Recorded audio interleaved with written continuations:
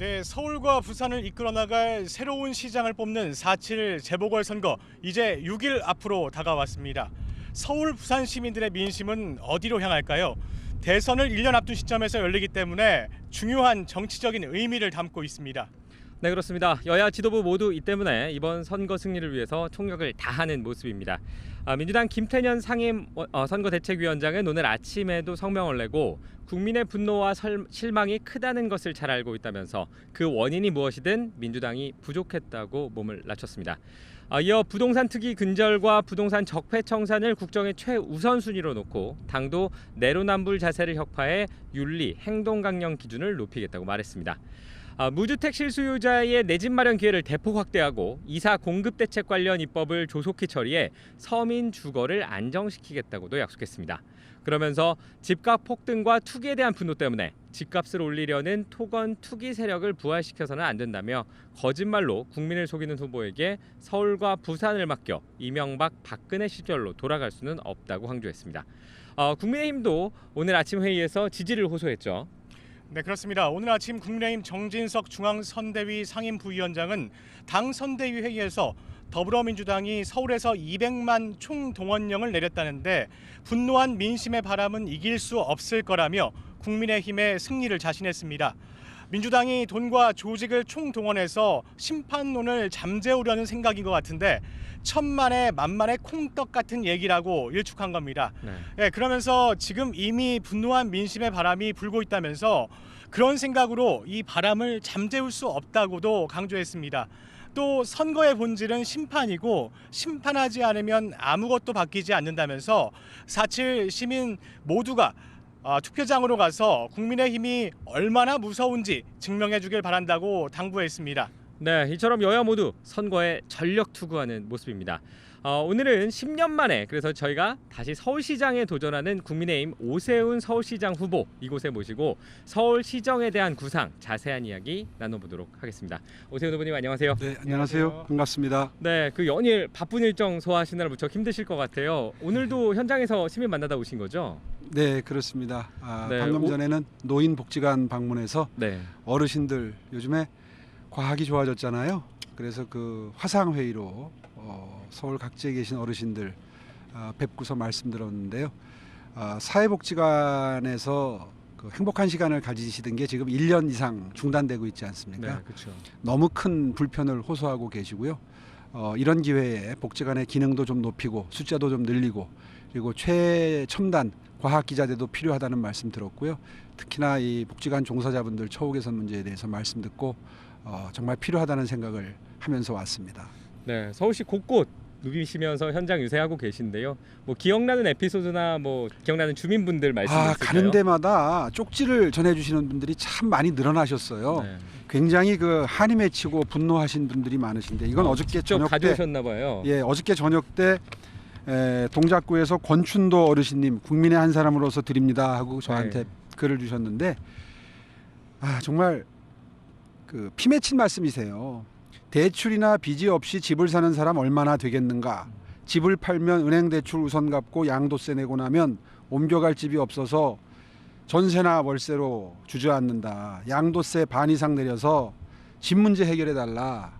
고기 많이 잡히면 고기가 싸지고 채소가 많이 생산되면 채소가 싸지는데 집값을 안정화시키려면은 많이 공급해야 되는데 정치 생각으로 부동산을 하다 보니까 네. 분정권 실패의 원인이 됐다.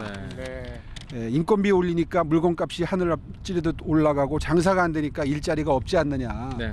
아니 이런 그 내가 안 할 정도인데 대통령은 이런 거 모르시냐 이런 내용입니다. 여러 가지 많은 말씀을 좀 매일 이런 거를 몇 개씩 받습니다. 네, 그렇군요. 알겠습니다. 네, 어제까지 연이어 3차례나 TV 방송 토론회를 진행을 하셨어요. 네. 이제 어제 보니까 목도 많이 쉬시고 또 피곤도 지금도 하시고 하실 마찬가지인 것 텐데 같고요. 적극적으로 공약을 설명을 해주셨습니다.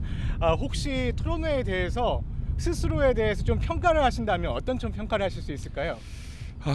글쎄요, 많이 부족한 사람입니다만은 되도록이면 많은 시간을 공약을 전달하고 싶은데 뜻대로 잘 안 됩니다. 시간의 한계도 있고 또 상대 후보가 공약이나 비전보다는 그 네거티브라 그러죠. 이른바 내곡동 사건이 아마 굉장히 본인은 그걸 중요하다고 생각하는 것 같은데요. 그렇게 돼서 충분히 비전과 정책을 전달하지 못하는 점이 좀 아쉽긴 합니다. 네. 그렇군요. 뭐 지금 일부 말씀을 해주시긴 했는데 그래도 박영선 후보에 대한 토론, 같이 토론하셨는데 평가를 하신다면은 좀 어떨까요? 뭐 네거티브를 너무 많이 한다 이렇게 보고 계신 거예요? 벌써 한 달 정도 한 것 같은데요. 충분히 해명도 됐고 한데 사실 국민께 대한 도리는 아닌 것 같습니다. 본인이 생각하는 만들고 싶은 서울시에 대해서 좀 더 많은 말씀을 하셨으면 좋겠다는 생각이 듭니다. 알겠습니다. 네. 토론회에서도 아무래도 가장 많이 다뤄진 내용이라서 이 질문도 드려야 할 것 같습니다. 후보님 조금 불편하시겠지만, 네네. 네, 내곡동 땅에 대해서 이제 장인께서 상속한 땅이고 지구 지정에도 개입한 적이 없다 이렇게 적극적으로 해명을 좀 하셨어요. 정말 문제 없다고 이렇게 보시는 건가요? 네, 문제 없습니다. 중요한 것은 그 근처에 그 당시의 시세에 비해서 보상을 더 받았느냐 이거 아니겠습니까 결론은. 그런데 분명히 주변 시세는 평당 320 정도였는데 저희 처갓집 땅은 평당 270만 원 정도로 받았거든요. 실제로 정부에서 강제 수용할 때는 한 10% 정도 시가보다 적게 줍니다. 네. 그대로 평균적인 케이스하고 같은 거고요. 또 뭐 토론회에서 저희 처남 중에 한 분이 무슨 뭐 특별 공급을 받았다, 땅을 받았다 네. 그러는데 그것도 나중에 확인해 보니까 모든 그 수용당하는 분들에게 동일한 기회를 드렸고 저희 큰처남 8분의 3 지분 가지고 있는 큰처남은 그걸 거절하고 안 받았습니다. 그러니까 그게 둘째 처남분만 받으셨다. 이익이 된다고 네. 생각을 안 한 거죠. 그래서 둘째 처남도 계약을 했다가 네. 계약금만 치른 상태에서 이거 잘못 샀구나 싶으니까 그냥 팔아버렸습니다. 그래서 재산적인 이익을 한 푼도 얻지를 못했거든요. 알겠습니다. 네. 어쨌든 근데 그걸 문제가 가지고도 없다. 또 뭐 네. 7억 얼마에 샀는데 7억 얼마에 팔았다 그러는 걸 믿을 수가 있느냐? 네. 못 믿겠다.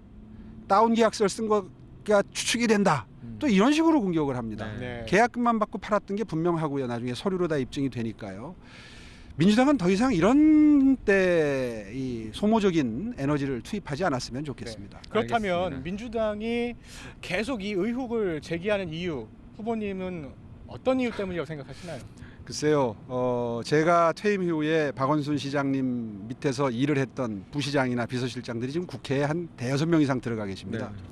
그때 그분들이 제가 뭘 잘못한 걸 찾으려고 그때도 한 1, 2년 동안 굉장히 애를 썼거든요.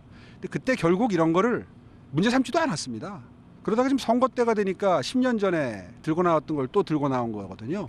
그래서 제가 처음에 곰탕 흑색선전이다 이렇게 말씀드렸던 거고요. 네. 어떻게 보면 역설적으로 제가 그동안 그만큼 깨끗하게 살았다는 반증이 아닌가. 아무리 뭘 찾아내려고 해도 찾아낼 수 없는 상황이다. 뭐 이렇게 보셔도 저는 무방할 것 같습니다. 알겠습니다. 뭐 하고 싶으신 말씀도 더 많으실 것 같은데요. 아까 말씀하셨던 것처럼 공약 부분 이야기가 많이 안 나오고 있는 것 같습니다. 그래서 오늘은 그 부분을 좀 여쭤보려고 네. 하고 있습니다.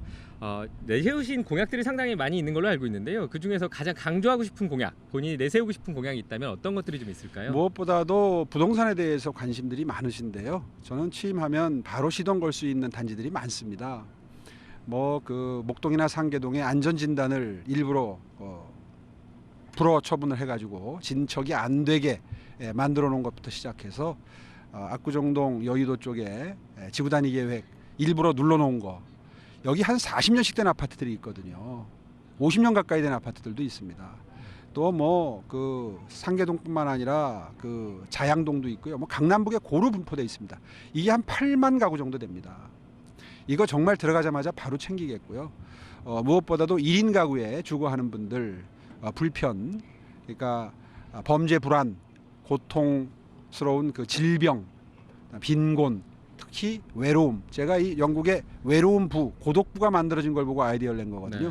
네. 1인 가구 특별 대책본부를 만들어서 1인 가구분들의 고통과 불편 덜어드리겠고요. 특히 어르신들 잘 모시겠습니다. 방금 전에 복지관에서 점심 식사 너무 좋다고 그러시는데 네. 코로나 풀리게 되면 그분들 그 어르신분들 드실 식사 이거 반찬도 좀 더 충실하게 해서 정말 행복한 노후 건강하게 누리실 수 있도록 하겠습니다. 네, 알겠습니다. 그 말씀 들어보면은 그 민간 주도의 재개발 재건축을 좀 많이 네. 성사시키겠다 네. 이런 말씀으로 이해가 되는데요. 그 약간 이런 비판도 나오는 것 같습니다. 과거 사례를 보면 재개발 재건축을 많이 시행을 했을 때 원주민들이 해당 지역에서 살지 못하고 다른 지역으로 가야 되는 이런 문제들이 발생하기도 했는데요. 이런 부분에 대한 대비책 혹시 마련하고 계신가요? 원래 재건축 재개발이라고 하는 것은 그 살던 지역에 오래된 노후된 주택을 허물고 새로 짓는 거 아닙니까? 그러다 보니까 그 지역에서 이사 나가셔야 될 분들이 반드시 생기게 됩니다. 전원이 다 나가야 부수고 새로 짓죠. 이제 그 과정에서 충돌이 있을 수 있고 이해관계가 달랐을 수 있습니다. 이런 거는 충분한 시간을 가지고 처리할 때 비로소 그 갈등이 최소화되는 건데요. 사실 전임 시장님 10년 동안 전부 다 이 물량을 죽여놨기 때문에 서둘 필요가 있습니다. 이게 참 후임 시장으로서는 큰 부담입니다. 그러나 지나치게 서둘지 않겠습니다. 최대한 시간을 가지고 설득하고 협의해서 그래서 그 충돌이 최소화된 상태에서 물량이 공급될 수 있도록 그렇게 하겠습니다. 네, 그렇지만 이제 서울시장 재직 시절에 재개발 재건축 문제로 용산 참사가 가슴 아프게도 발생을 했습니다. 앞선 토론회에서도 전철연 전국 철거민 연합회가 개입하면서 과도한 폭력이 발생한 측면도 있다고 언급을 하셨어요. 오늘 아침에는 또 가슴 아프고 또 죄송하다고도 말씀을 하셨는데 어떤 의미를 담고 있을까요? 예, 어저께 말씀드릴 때도 그 전체 말씀을 다 보도하면 전혀 오해의 소지가 없습니다. 저항이 있었고 거기에 좀 성급하게 부주의하게 그 좀 과도하게 경찰력을 투입하는 바람에 생겼던 사고였다. 그리고 그 과정에서 피해를 입으신 분들 정말 가슴 아프게 생각하고 책임감을 느낀다. 당시의 시장으로서. 그리고 정말 이런 일이 다시 일어나지 않도록 하는데 최선의 노력을 다하겠다 하는 취지의 말씀을 드렸고요. 정말 죄송하고 책임을 느낀다는 말씀도 죄송하다는 말씀도 어저께 다 드렸습니다. 오늘 드린 말씀이 그렇군요. 아닙니다. 그런데 네. 그 나머지 부분은 다 빼내고 네. 그렇게 보도하면 안 되죠. 일부 언론에서 그렇게 보도를 하는 바람에 네, 조금 네. 오해가 생겼는데요. 어저께도 오늘 말씀드린 취지와 똑같이 말씀드렸습니다. 알겠습니다. 네, 이번에는 이제 재건축 재개발을 해도 주택 문제가 이제 해결되지 않는다 이런 전문가 지적도 있어요. 네. 해결될 거라고 보세요. 오히려 집값을 이렇게 부추기면서 투기판이 되지 않냐 이런 이야기도 있는데 네. 어떻게 생각하시나요? 짧게 말씀드리면 구더기 무서워서 장 못 담그냐 이런 말이 생각이 납니다. 사실 구더기가 무서우면 장은 못 담그는 거거든요. 그런 의미에서 정말 우리는 그 주변의 집값 상승에 대해서 이렇게 최대한 안정화시키면서 하는 그런 행정 노하우를 발휘를 해야 됩니다. 네. 네. 충분히 가능하다. 네, 이렇게 그럼요. 보고 계신. 알겠습니다. 네, 야 1년의 그 임기예요 이번이. 그렇다 보니까 서울시장 경험이 있다는 것을 최대 장점으로 살리셨어요. 내세우셨죠. 네. 이렇게 강조하시면서. 과거 시장 때 가장 보람이 있었던 일과 좀 후회가 있었던 일을 좀 뽑는다면 어떤 것들이 좀 있을까요? 글쎄요. 보람 있는 일 중에 한 가지만 꼽아야 된다면 이제 오늘같이 이렇게 화창한 날 정말 눈이 부실 정도로 지금 눈을 잘 못 뜨겠습니다. 죄송합니다. 이렇게 하는 거. 예, 이런 날에 한강변에 나가 보면 정말 뭐 어깨를 부딪히면서 걸어가야 될 정도로 그렇게 많은 분들이 이용하세요. 제가 누적 통계를 보니까 한강변에 그동안에 한 8억 명 이용하신 걸로 되어 있고요. 서울에는 약 40여 개의 하천이 있는데 그것까지 하면 아마 한 10억 명이 넘으실 겁니다. 그런 날 한강에 나가서 정말 단란하게 이용하시는 모습을 보면 정말 보람이 느껴지고요. 네. 후회되는 건 역시 임기를 못 채우고 중간에 나온 겁니다. 그때 죄송했던 거 이번에 꼭 갚도록 해주시면 좋겠습니다.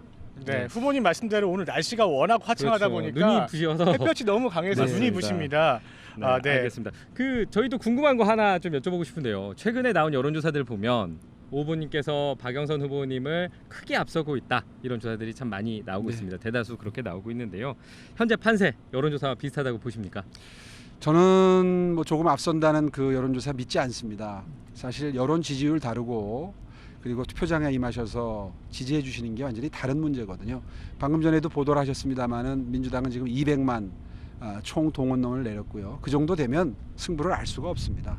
특히 서울에는 뭐 구청, 시의원 조직, 구의원 조직해서 각종 관변단체까지 정말 막강한 조직을 가지고 있기 때문에 지지율 가지고는 안심할 수 없다 하는 위기의식을 느끼고 있습니다. 꼭 투표장에 좀 임하셔서 투표권을 행사해 주시면 정말 좋겠다는 말씀드립니다. 네, 안심할 네. 수 없다. 끝까지 열심히 하겠다. 이런 말씀으로 이해할 수 있을 것 같습니다. 네, 오늘 국민의힘 오세훈 서울시장 후보와 함께 이야기 나눠봤습니다. 후보님 감사합니다. 예, 고맙습니다. 감사합니다. 네, 내일 이 시간에는 민주당 박영선 서울시장 후보 모시고 또 이야기 나눠보도록 하겠습니다. 지금까지 서울 남산 백범공원에서 전해드렸습니다.